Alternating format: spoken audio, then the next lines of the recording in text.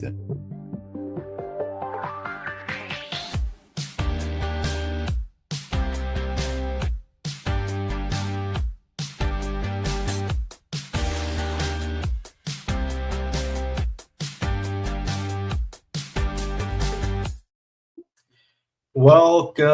back, everybody, to Dan Excelsior, the Mostly Marvel podcast, episode 224. I'm your host, Ricky. With me, as always, Dennis. I'm recovering from illness. Forgive the awkward voice. Is that more awkward than usual? WrestleMania illness? No, WrestleMania was a couple weeks back, so that would not be that one. Like 2 weeks back? No, it was 3 weeks. It was 3 weeks ago. Yeah, it's been 3 weeks. Whatever you say. I know, because tomorrow is Backlash. Okay. Tomorrow's the next PLE. Yeah. No, I got sick. I think I got it from the gym, honestly. But I started. You don't have to brag about it. What is that, a brag? I started coming down with something like in the last half hour of our D&D game last week. You were not there for that, were you? I was also there. Yeah. Oh, you were there for that one. That hurt too. I can't remember. I couldn't remember who wasn't there. Who wasn't there?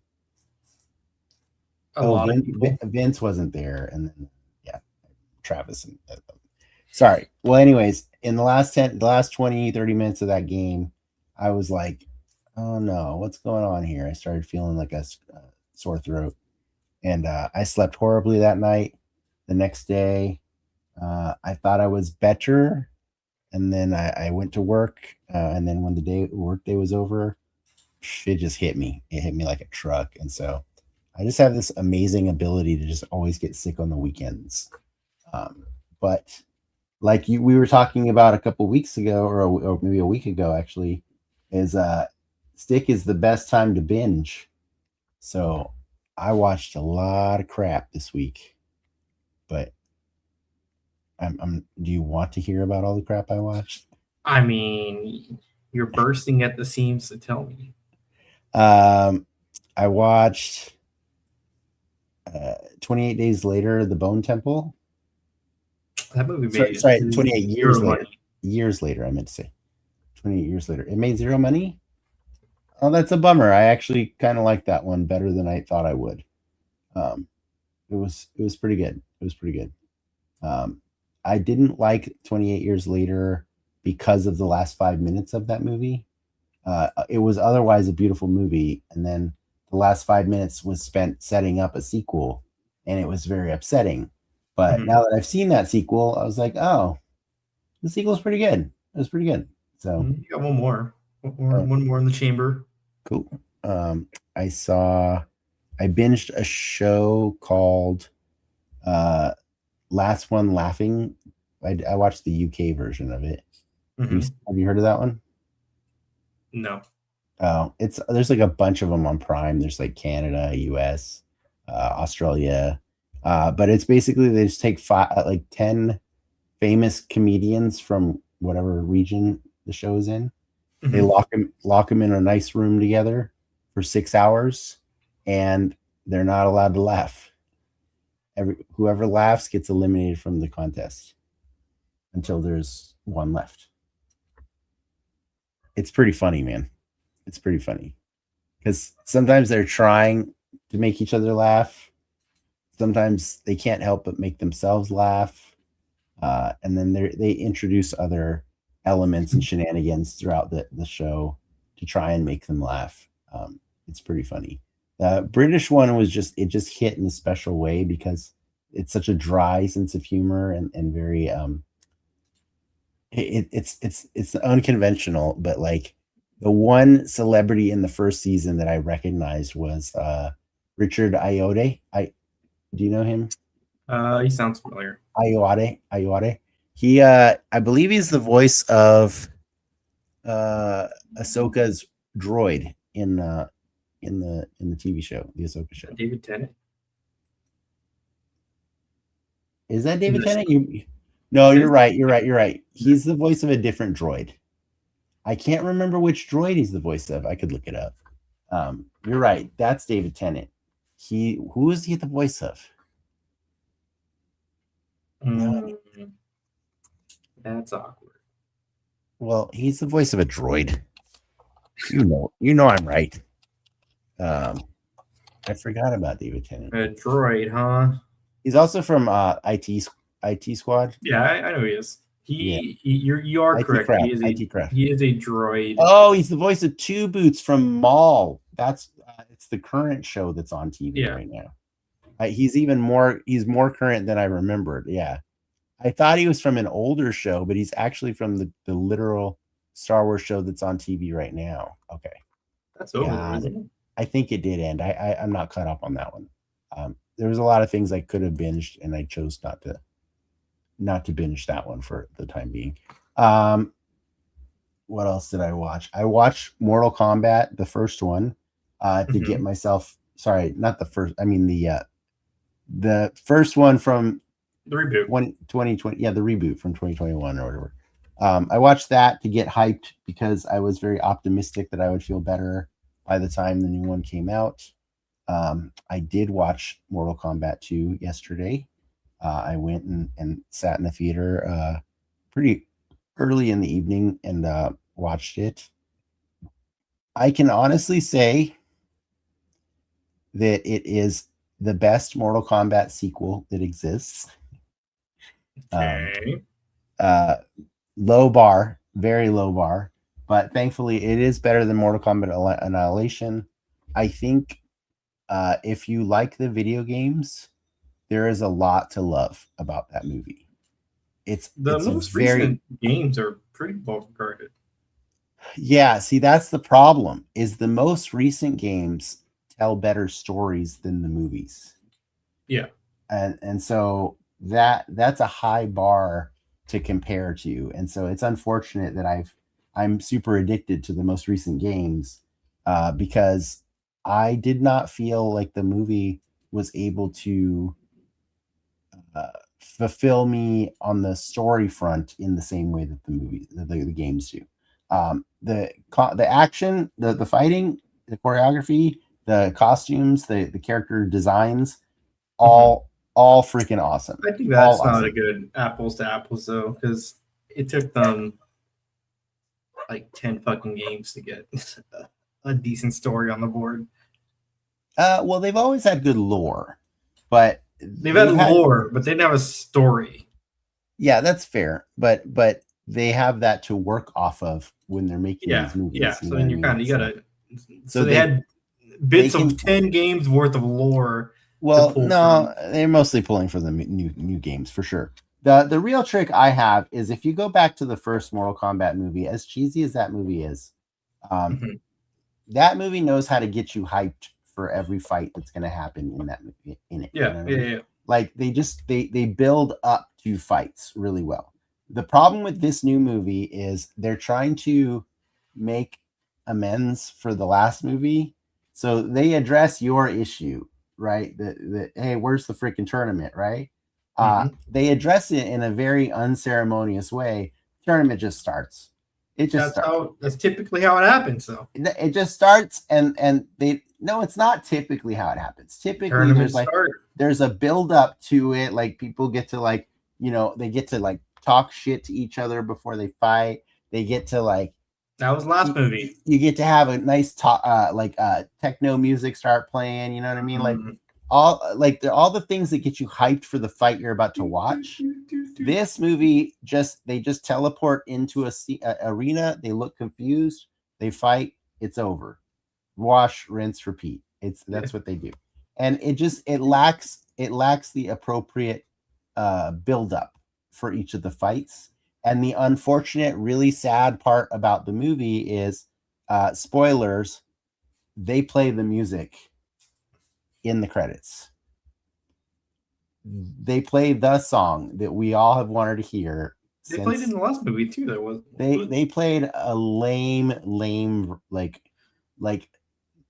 no lyrics, really toned down version of the song in the credits of the last movie. I'm saying this time they remixed the original song from the Yeah. first movie, and it was the most hype part of the whole movie. I caught myself dancing in the credits. I was like, hell yeah, let's do it. Why the movie's already over? Why am I getting excited now? You know what I mean? And that was the problem I had, is like that was the most exciting part of the movie for me. That said, I do think like the performances were, for some of the characters, were really cool. I just don't think any one of the characters got to shine. Mhm. You know, like they also tried to like fix the problem with the first movie where they have a protagonist that's like an unknown new character in the story. Yeah. The new movie kind of abandons him entirely, Mhm. and they just choose to kind of split time between So, like Luke King, right? Katana, Johnny Cage, and Liu Kang.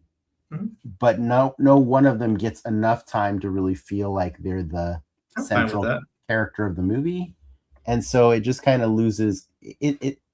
I mean, you say you're fine with that, but like it doesn't narratively flow very well because there's no protagonist of the story. I don't need a You actually do. Whether or not you say you don't, the thinnest you actually narrative. do need a protagonist in a story. That's kind of like story 101. You need to have one. Like that's important for a story to be successful at telling itself. I don't know. Okay, fine. Never read a book ever, I guess, is what I'm saying. Green Eggs and Ham. Who's the protagonist? Great book. Sam. No, Sam I Am. Sam I Am's not the protagonist in that book. He's the antagonist. Nice. I think you know the answer to that question. What? I haven't read Green Eggs and Ham in like 48 years, Ricky. I'm not going to know the answer to your question. Yeah. I don't know. But I know that if I watch Mortal Kombat, the first movie, I can tell you who the protagonist of that movie is. It's Liu Kang. Yeah. Right? It makes sense. It flows. It you know, the other characters are there to support Liu Kang, but ultimately he's the person that we're following through the story. I can tell you who the protagonist is of the reboot. It's Cole. It's what's his last name? Cole Young? I can't remember his last name. The Wade? No. I don't remember. Which is funny because I just literally watched that movie on Saturday. I can tell you anything else. I can tell you who the best character is in both Mortal Kombat reboots. Kano. Oh hell yeah. Yeah. He's so good. That dude died. I don't even care how he came back. I know that's actually kind of the other weird bummer of the movie is they start by instantly resurrecting all the coolest characters from the first movie. And so then you're like, they'll come back every game. But then you're like, okay, so death doesn't matter? It's the games. They're all back in the sequels. They're not all back. Some stay dead. Until they come back as DLC. Well, you know the sequels are reboots, right? Like the universe gets rebooted over and over again. That's why they come back. It's in the lore. It's in the lore of the story. In this movie, they just have a guy res everybody, and then you're like, oh, well, now I don't really feel the same when they die. You know what I mean? Because when they die in the first movie, it's like, oh, they dead. They're dead. Yeah. So go watch Street Fighter if you want that. If I want what? Story. No, I prefer Mortal Kombat for story because Mortal Kombat has a cool ass story. That said, Noob Saibot is awesome in the new movie. Very cool. It's very cool to see all the good, like they got a lot of really good action stars to do really cool choreography and stuff in this movie. So it's fun. It's fun experience. I also, what else did I watch? I binged all of Funny AF in the weekend. Did you watch it live? I did watch it live on Tuesday. That was a cool thing. I kind of wish they would do more of that. Like not I mean I do want they are doing a second season of this show, but I like the the buttons on my TV that I got to vote with.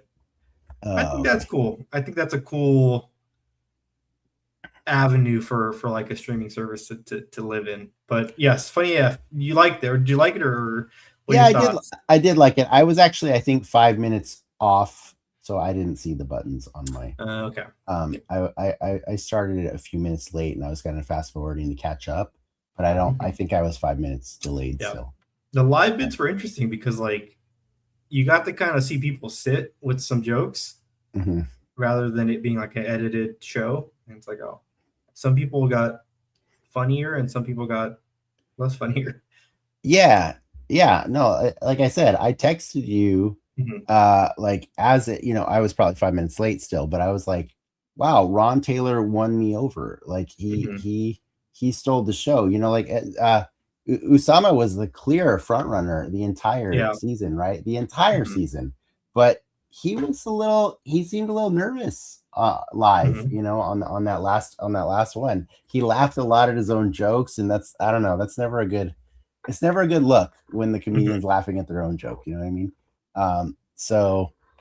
Yeah, it was funny to see how much the live experience impacted their performances and who performed best under the pressure. So it was kind of cool. I enjoyed it. So good recommend.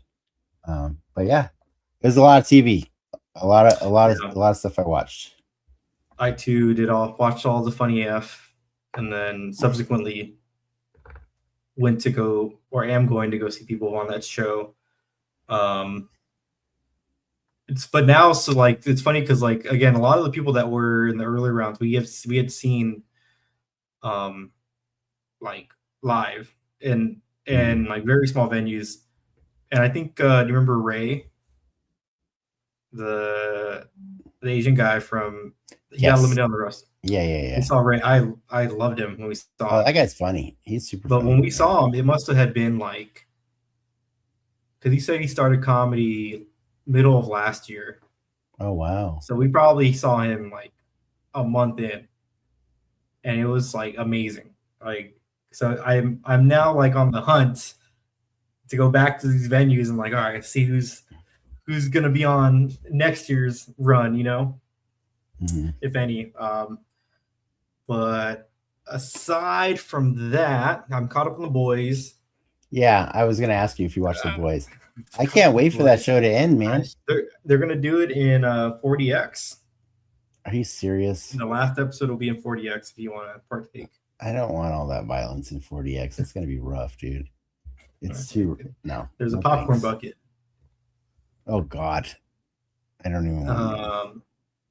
Yeah, I think we beat that horse dead in terms of like. I'll say this: I'm glad we're not doing a weekly review of that show because it doesn't. Yeah, it's just too. It's too. It's two more left, so we're almost there. But it's let's just let it die. There are a lot of buildup, like Homelander going full crazy, and it's like just let him do it. The saddest part is I've seen Eric Kripke having to go out on social media and start like explaining why it's not bad. And that's not a good look. You know what I mean? Like, it's not a good look. I understand you're trying to give every character closure before the show ends, but like, I don't think the story you're giving us is the story that we wanted to see happen in the last final season of that show. It's what we wanted to see, but it's just so it's dragging, drawn right? out. Yeah, it's drawn out. We could have had a lot more crazy action, and I understand it's a TV show.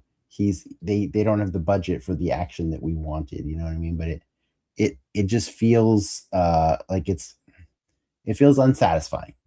Yeah, the way it's playing out for us. So, we got picky, right? We got Daredevil, Invincible, and The Boys all in the same relative time frame. And we get a Punisher movie. And we get a Punisher and next the week. Spider-Man show. The TV show? That's the end of Noir. You're right. Yeah, Noir. Okay. I'm not still hyped for that, but I will. You know, if you buy, I mean, it's in the news, but I think it's Turner Classic Movies, whatever their streaming shit is, they're somehow showing all of Spider-Man Noir like a week early. Really? You'll be able to binge the entire series a week early. Okay. So, weird. That's weird. Yeah, I might do it. And then I just forgot to add, I did watch one more thing, literally right before the show. You actually let me finish it before we started recording. I watched Send Help with Rachel McAdams. That movie is fantastic. Highly recommend. Great acting. It's just like two people on an island who kind of want to kill each other. And the violence is cool. The drama is cool. The awkwardness of the whole situation, really cool. Well done. Very well done movie. I think it's produced by Sam Raimi, but was it also directed? I'm not sure. It's pretty sure it's directed by. Okay, yeah. I know he fell in love with her after Doctor Strange 2. Like he was just like, wow, this actress is down to clown. Like she'll do anything. So yeah, she I never seen a movie with Rachel McAdams that I didn't come away from saying Rachel McAdams is awesome. Like even in the small bits that she gets to barely shine in Doctor Strange, I still feel like, you know, I like her because like I like that it's not just about her being the damsel in distress. Like she's always got something. Yeah, she's her own. She's her own person. Yeah, she moves on. Yeah, she moves on. Exactly. I like that about her. Like I don't need her to be in the third Doctor Strange movie because I do think they kind of waste her. But I do think she has some pretty cool scenes in the second movie for what it is, you know. So if you wanna watch a crazy movie, I know you said you know what happens in it, but it's pretty cool. Send Help, good movie. It's on Hulu now, and Disney Plus if you have. Oh, there you go. Yeah, it's weird to me to see the rated R kind of stuff on Disney Plus. We're like, it's soon to be just all Disney Plus, right? Because Hulu's going soon. Is it? When is that happening finally? I don't know, but it's all one app eventually. Nice. Is that gonna screw with my HBO bundle too? Probably. Boo. Sure. Boo. I'm caught up on Hacks. I am not caught up on Hacks. I will get there. I needed something like new and not high attention requiring. You know what I mean? That's why I found that last one laughing. I don't think it's that high attention. I got to pay attention to them a lot more than I do a bunch of comedians just sitting in a room. That's fair. Yeah. That's fair. Even Funny AF, I could just play. I could background play it. You know what I mean? Like I just have to listen to them. I don't have to watch them. You know what I mean? Like that's what made it easy to binge. I mean, it's kind of funny to watch them. I got what I wanted out of it. It was cool. I feel like I'm missing one thing I watched. I can't bring myself to remember other nerdy stuff. One day you gotta watch Invincible. I'm telling you, I gotta get sick. Like literally the last two seasons, that's when I watch it. I thought of you when I got sick. I was like, oh, I already watched Invincible. Like specifically on sick days. You're funny. By the way, I don't think we mentioned when we started this episode, but we will be talking about the season finale of Daredevil today shortly. We've been dancing around that one for sure, but we probably have some news you want to talk about before that. There is the tiniest amount of news. Shoot, let's do it.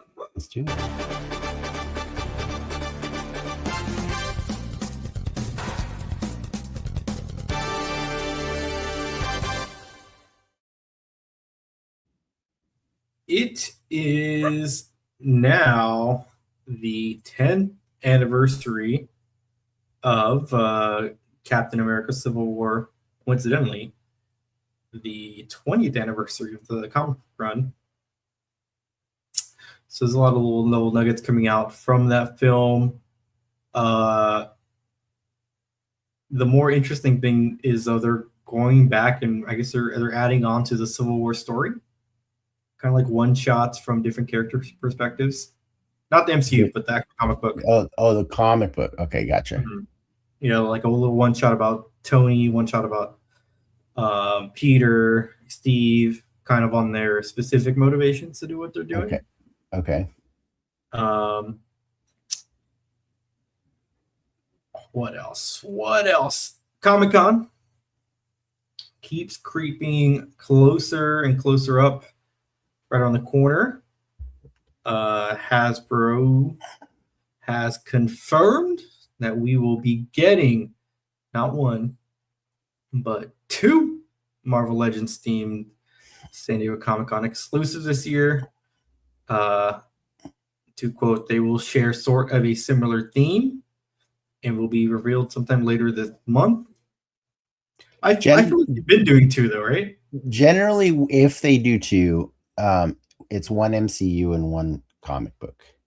But I feel like they've been doing 2 for the past couple of years, where one would be you could buy at the booth, and then the other one you could buy online. Am I crazy? I think that was a couple years ago, but this past year it was all in person. All right. Yeah. Well, what do you want to see? What's your? I like the big dumb bag, the boxes. I like the boxes for sure. I honestly like at this point in this line, I just feel treated. Like I like when they give me obscure characters that I can't even think of. You know what I mean? Like we just got them.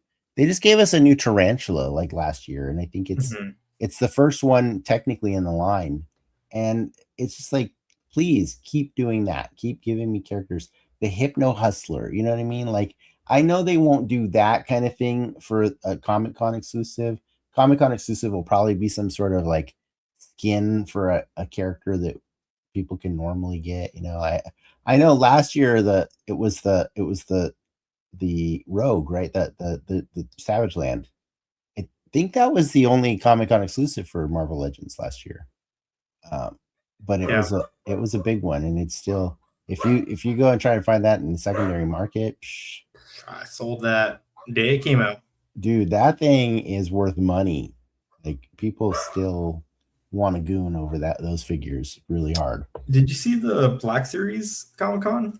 I did not, but I was hoping you would tell me about them because like I know they announced stuff. It's an Anakin 2-pack with him and Asajj Ventress. Oh, Asajj Ventress, that's right. You shared that online. It's based off the other Clone Wars cartoon.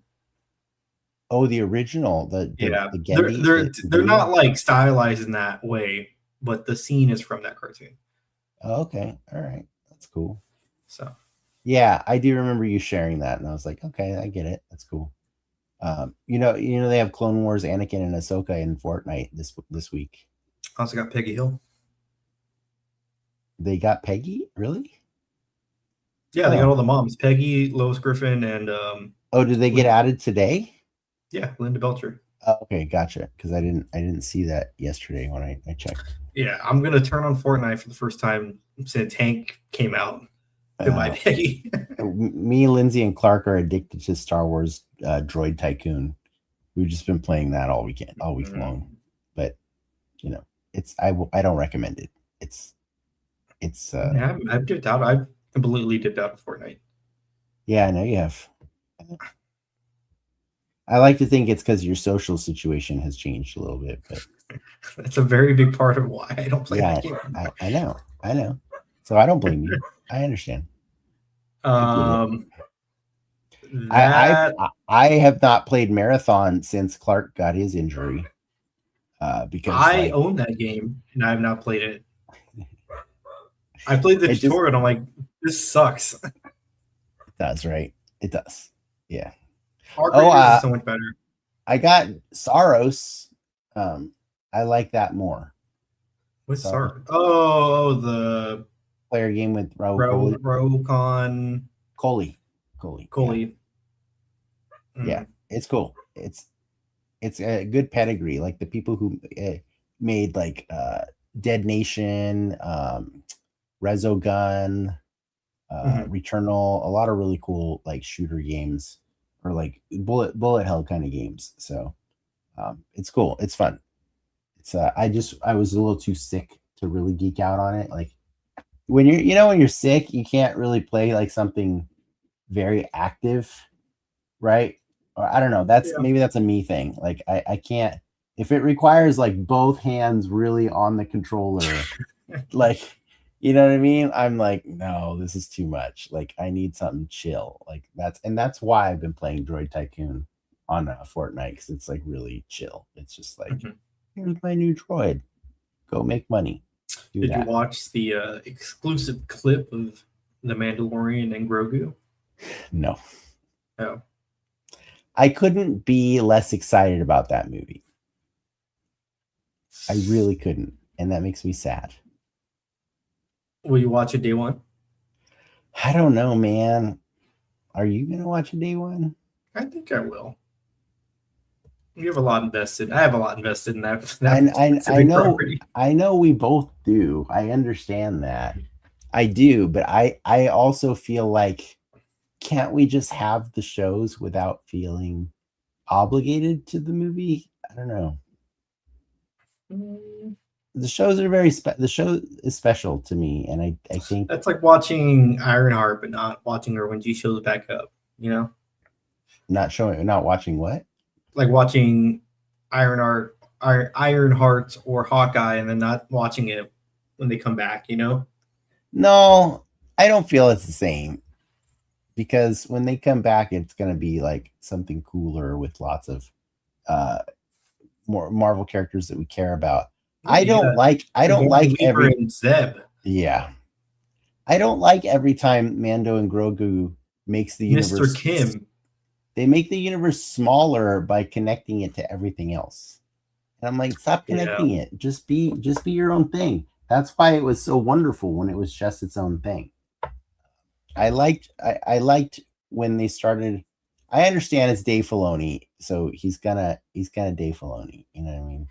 I get it. I just wanted less connectivity. I don't think I ever wanted to see Ahsoka Tano in Mandalorian, but here we are. You know what I mean? Like, so it's okay. I will put my jadedness aside, and I will probably go see it because like that's the one thing about Mortal Kombat 2 was like it got me excited to watch summer movies. You know what I mean? I was like, hey, I'm gonna go to the movies, and is Mortal Kombat 2 the first summer movie? Technically, it's Memorial Day is kind of the start. But like most Spider-Man movies release on Free Comic Book Day. Like, not this year's. I know that's what I'm saying. It's weird, but usually Spider-Man has always come out on Free Comic Book Day, which I totally missed because I was sick. Doomsday should have been out already, technically. Doomsday should have been out? Yeah, the original release date was last week. Oh, that's funny. Yeah, so see, so first week of May is summer movies. Yeah. It's summer movies. That's when they come out. So I'm excited to watch some summer movies. We'll see. But all right, I'm gonna try and get myself a little bit more excited. Get hyped because we're about to talk about Daredevil. Let's go.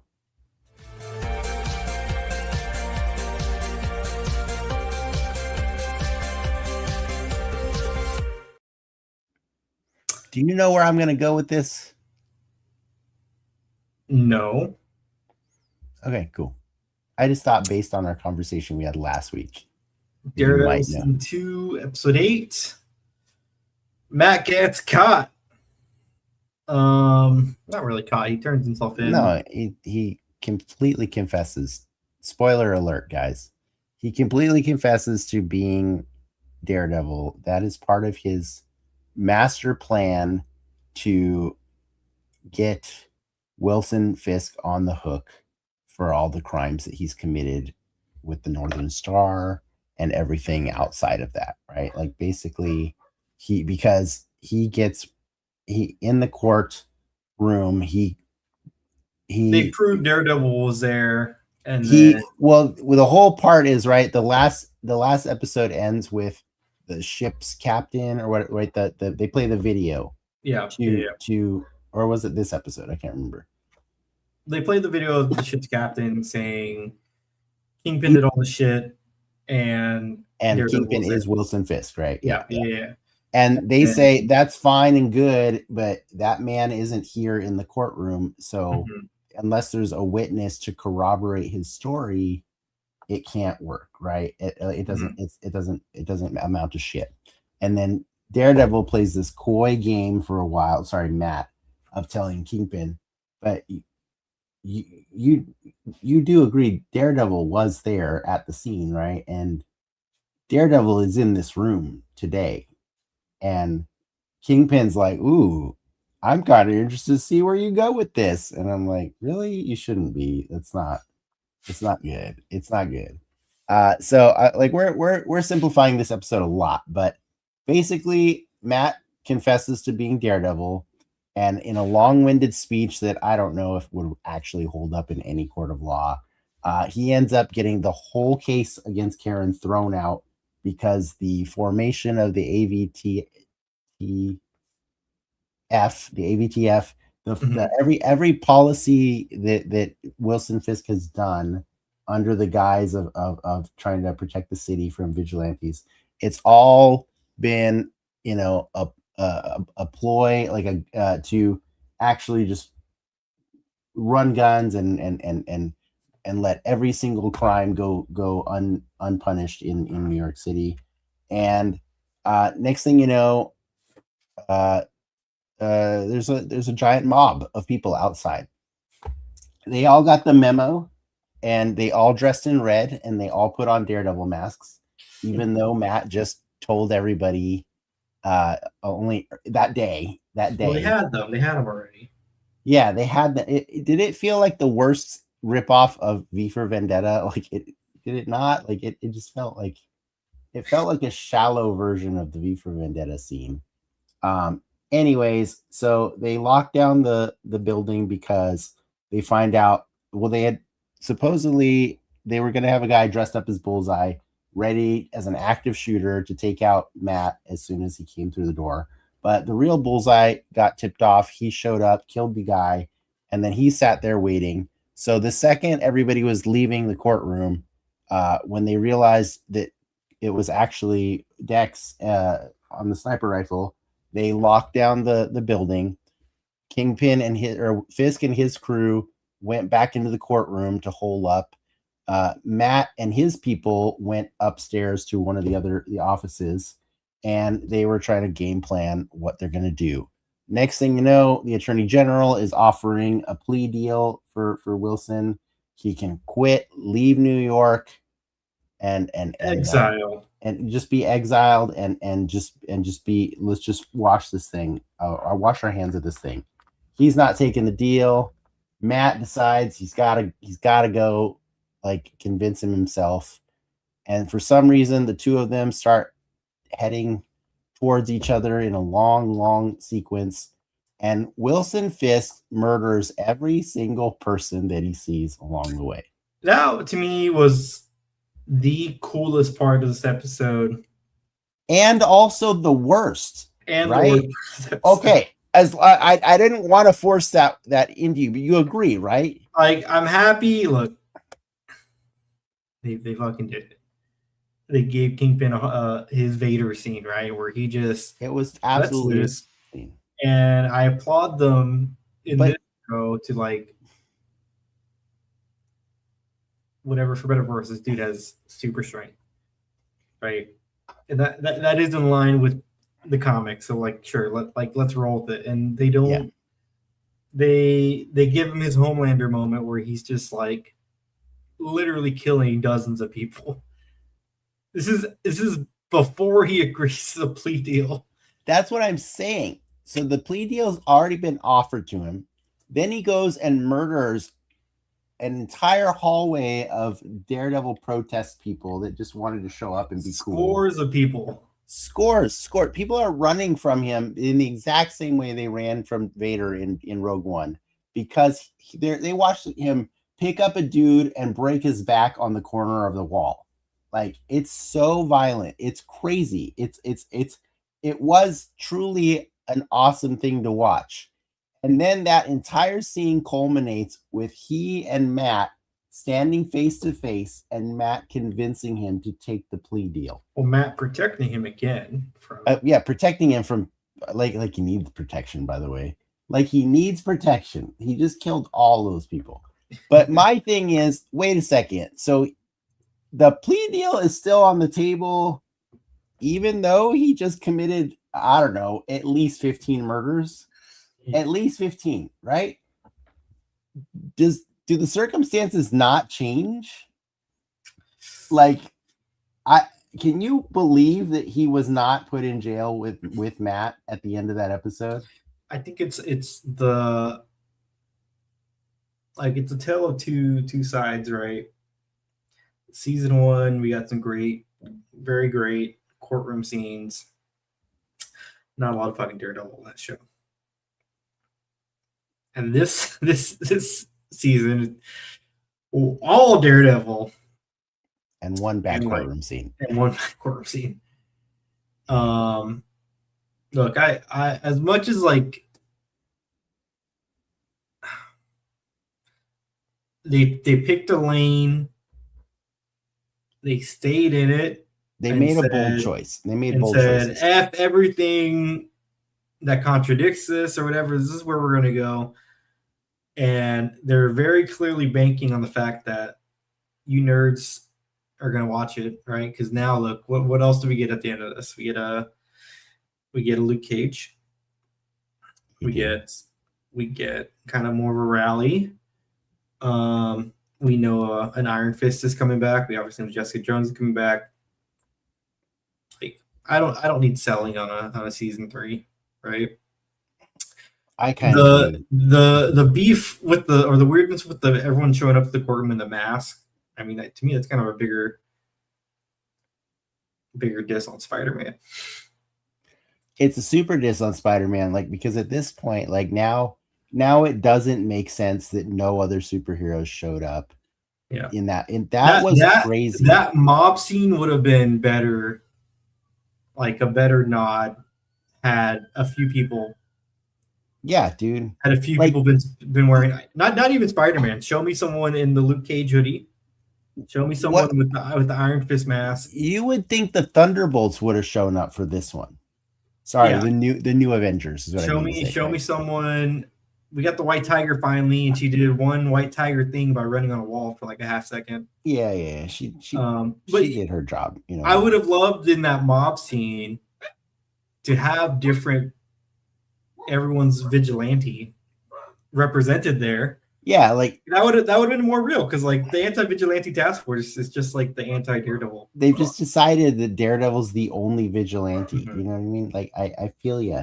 It felt very, like I said, it felt like V for Vendetta, the movie. You know what I mean? It wouldn't have been as bad.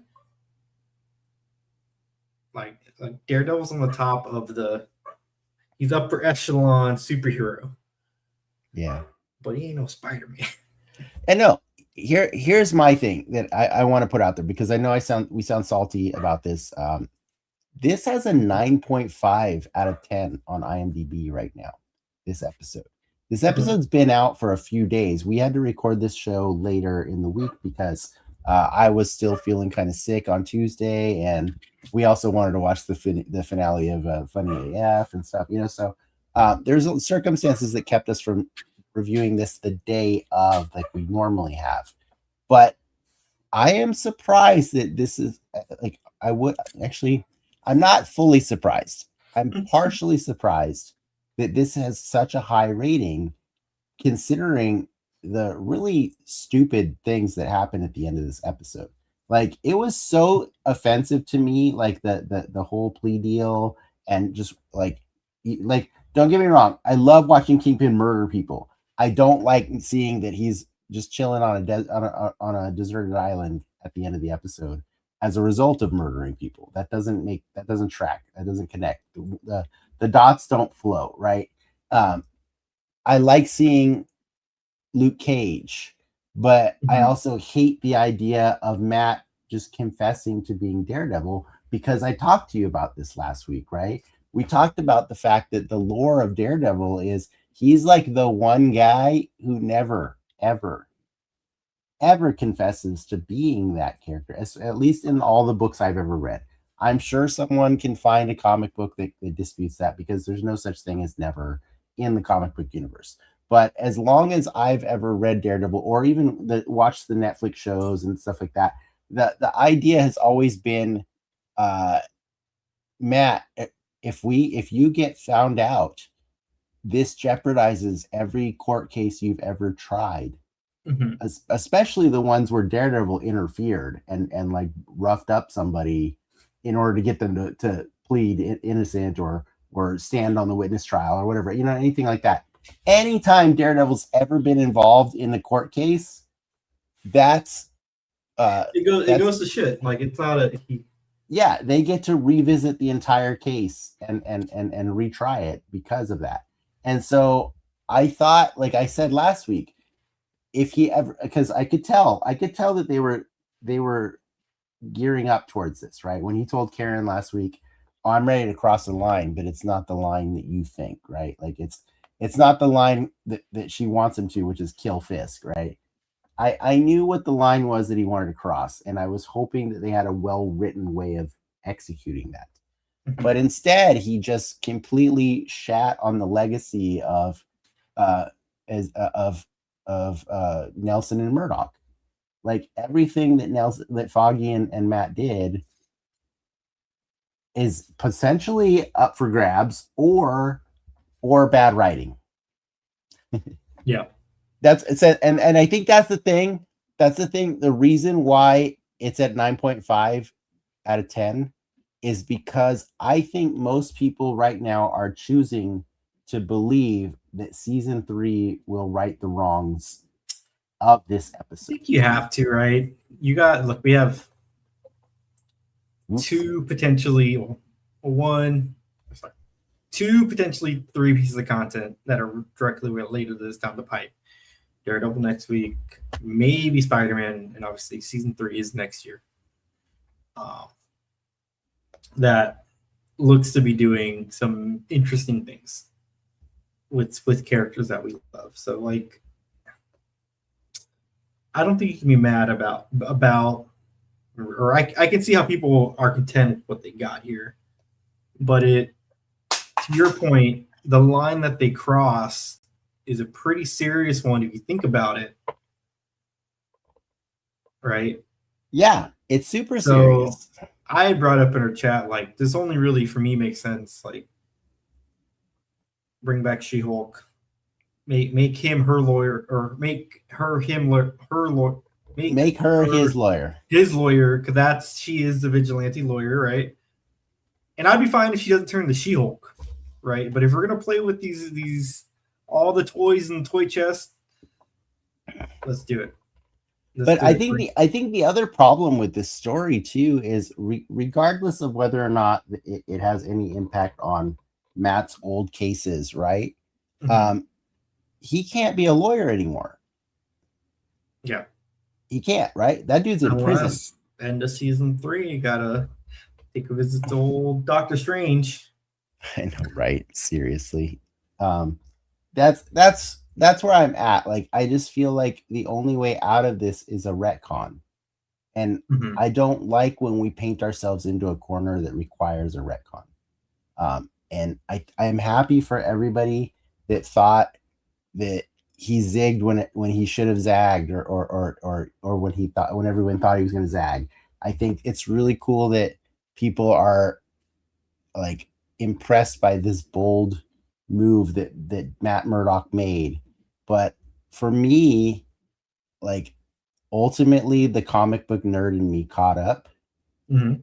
and I couldn't forgive the decisions that they made for both Wilson and Matt in those scenes at the end, because they just weren't they weren't in character with them, as far as I've known these people to be, right? Like, I get that Wilson is a a rage monster, but he's also very controlled, like when he needs to be. Like, so the fact that he just tantrumed down a hallway and murdered everybody, as cool as it was to watch, I was like, come on, man, come on, this is it, right? Like, that's too far. It's too far. It's not practical. It's not realistic anymore. And I know what I'm saying when I say that my superhero comic story isn't realistic, but like, it just hit wrong. And also, what a waste of Jessica Jones this entire freaking season.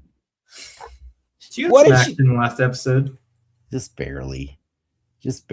Yeah. I really hope they do more with her in the next season.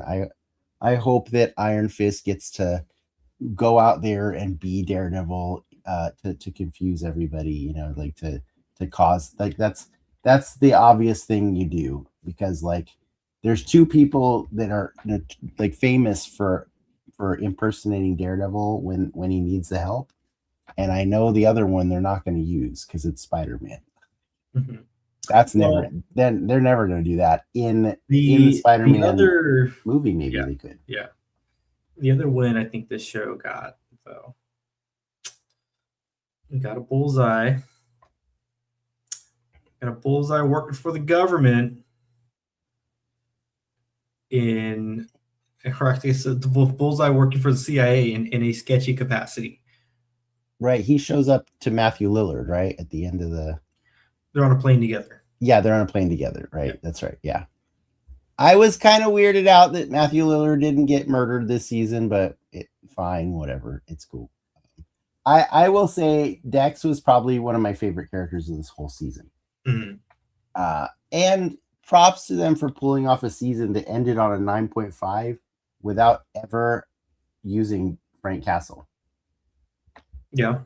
Good job, guys, because he's kind of been their crutch. He's kind of been their crutch.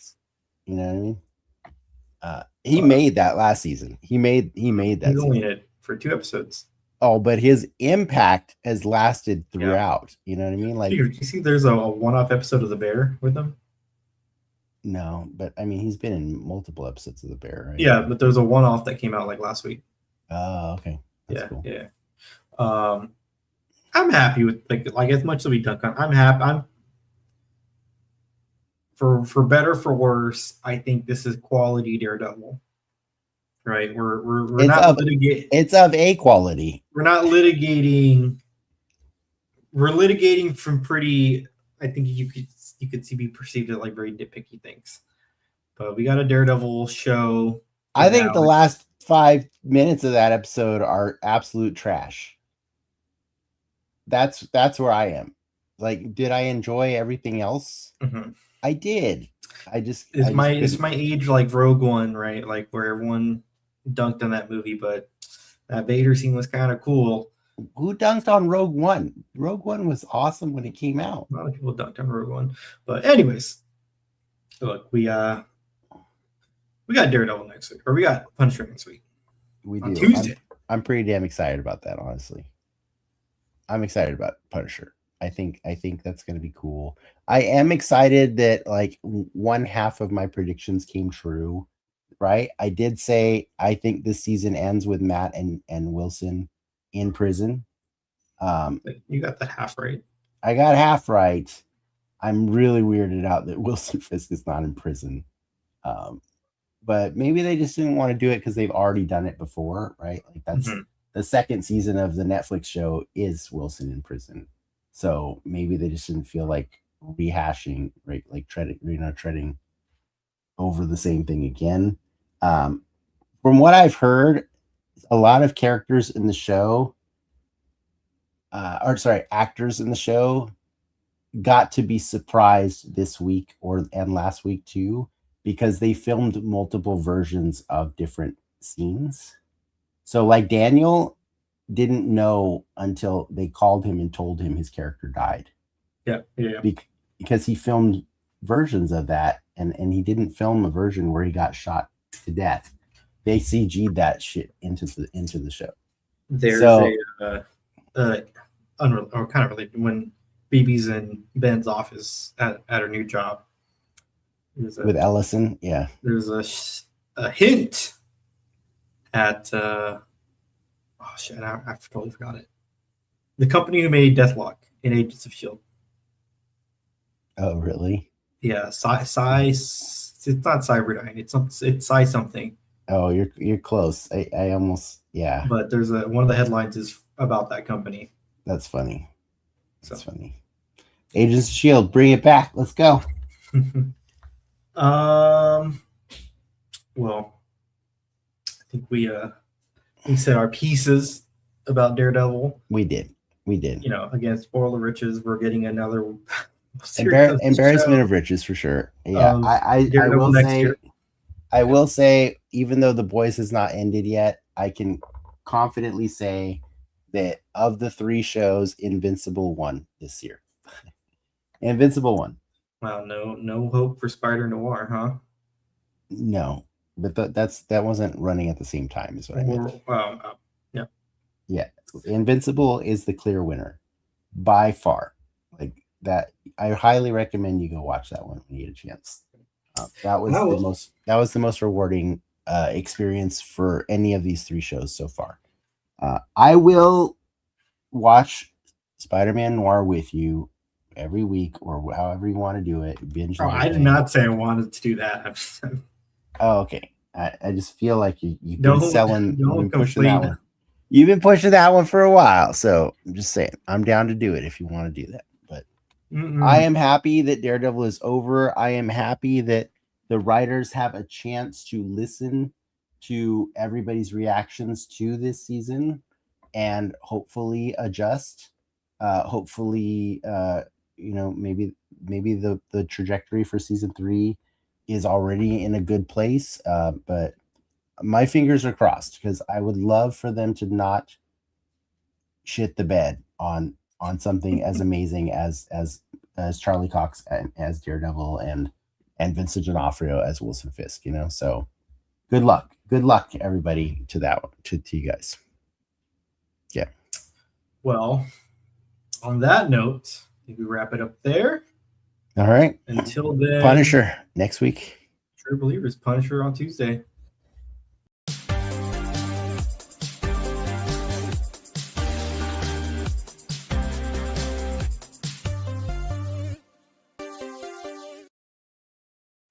One second.